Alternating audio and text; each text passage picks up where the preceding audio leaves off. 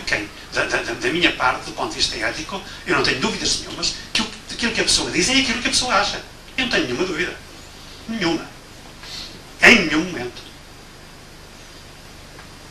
Depois, grau de incapacidade. Eu apresento-vos aqui, nessa altura, o Coronel pediu-nos para nós usarmos uma classificação que tem mais a ver com aquela que vos diz respeito. Vamos ver se é possível, porque nós usamos aqui em termos de percentagem, o que nós costumamos utilizar aqui é uma percentagem interquartílica.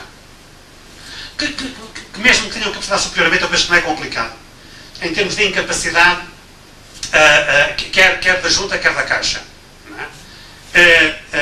Há um dado aqui que me parece muito importante. É que nós temos 23% do nosso universo que tem incapacidade acima de 75%. 73% ou 70%, se nós fizermos as contas, é qualquer coisa de extraordinário. Não é? Não. Porquê? Porque nós estamos a falar de graus de incapacidade, não é? Portanto, já dentro das incapacidades, em termos de 75%, temos 23%, quer dizer que estamos a falar de cerca de 2.500 pessoas. Não é? Perfeitamente. É um número. E depois eu recordo que quando eu fizemos a análise mais cuidada, entre 96%, houve aqui um diálogo muito giro entre mim, a doutora Mara e o professor de Estatística, porque ele dizia-me, Arménio, estás mal. Está mal, então porquê? Porque 80% ou 90% está bem. Não, então o seu problema é grave. É porque quando eu penso que tenho uma percentagem de 10% que tem entre 90% e 100% de incapacidade, eu estou a falar de 1000 e tal pessoas. Não estou a falar de trocos. Falo de 1000 e tal pessoas. Pois visto nesse sentido. Mas do ponto de vista da opinião pública, depende da forma como eu apresento isto. Se eu disser que tenho 1200 pessoas, ou seja, que tenho 6 aviões com 200 pessoas que caíram e que ficaram incapacitados todos.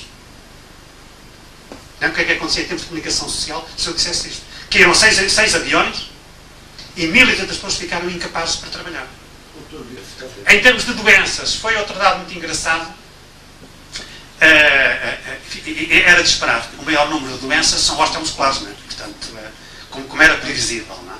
Depois do aparelho circulatório, se não me falhar a memória, eu tenho, na nota que eu tenho aí, porque como ali não se lê bem, tenho aqui. Por acaso não está aqui. Aqui não se consegue ver bem, mas pronto, mas são as osteomusculares que aparecem com maior porcentagem, aparelho circulatório, e depois, dada a população, problemas com o aparelho geniturinário, não é? Portanto, que também era previsível. Claro, exatamente. E mesmo em termos, depois do aparelho digestivo, não, também parecem muito. Bom, o que nós depois fizemos com uma doença, 2, 3, 4 e 5. Não é possível apresentar aqui, não é?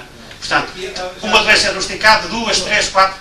Então, agora, em termos das técnicas, cerca de 26%, até mais que um quarto da população, prefere utilizar ajudas técnicas. Ao nível genérico das delegações, não é? Não. Agora, a nível das delegações, há aqui algumas diferenças também significativas. O que também é engraçado, se eu disser, se não me falha a memória, por acaso não. Os Açores, 14%, Setúbal, 13% que utilizam. E Évora, porque têm que andar mais, a distância é maior. Não é? No Alentejo é Jali, os Jali são muitos quilómetros, é 20%. Embora a diferença, nós ainda não fizemos depois esta análise, se ela não há diferenças significativas entre o uso das ajudas técnicas nas diferentes delegações. Mas há um número interessante a utilizar ajudas técnicas.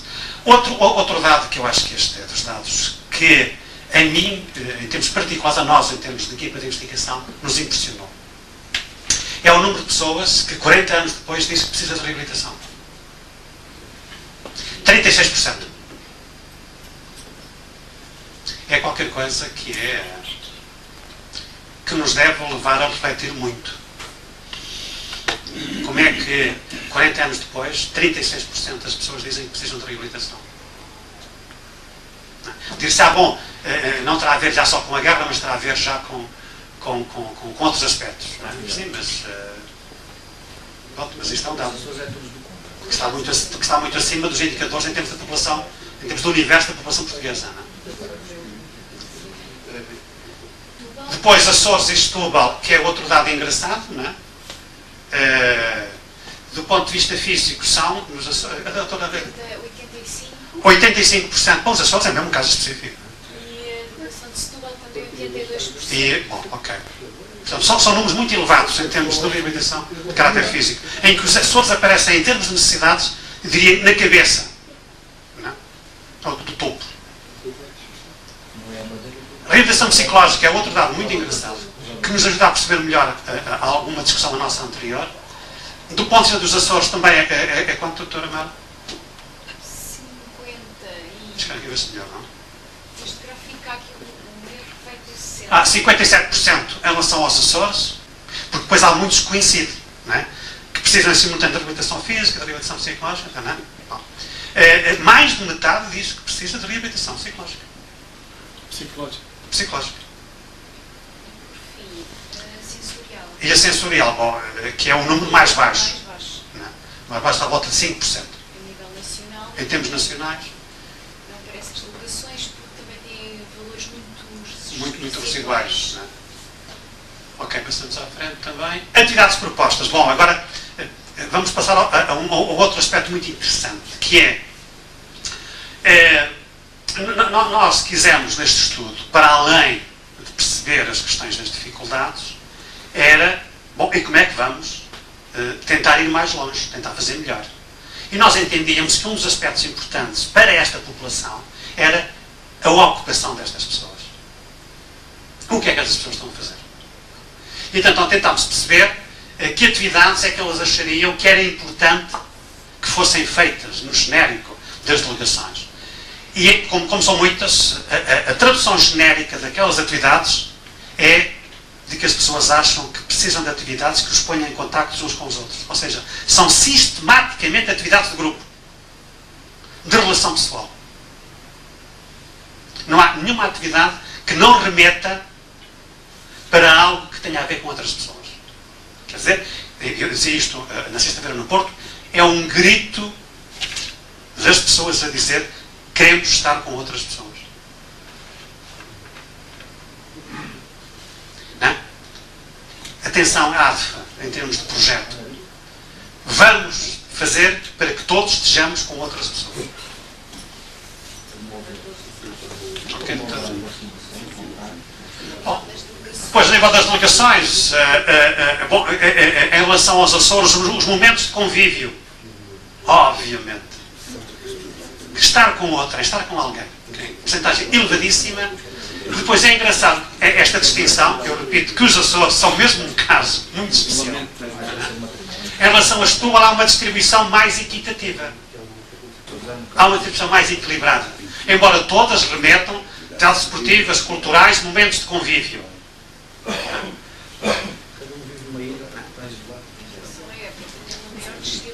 A Évora também. Aliás, a Évora foi muito rica em termos de número de atividades propostas. Momentos de convívio, 28%. É a que aparece também com indicadores mais interessantes. 28%.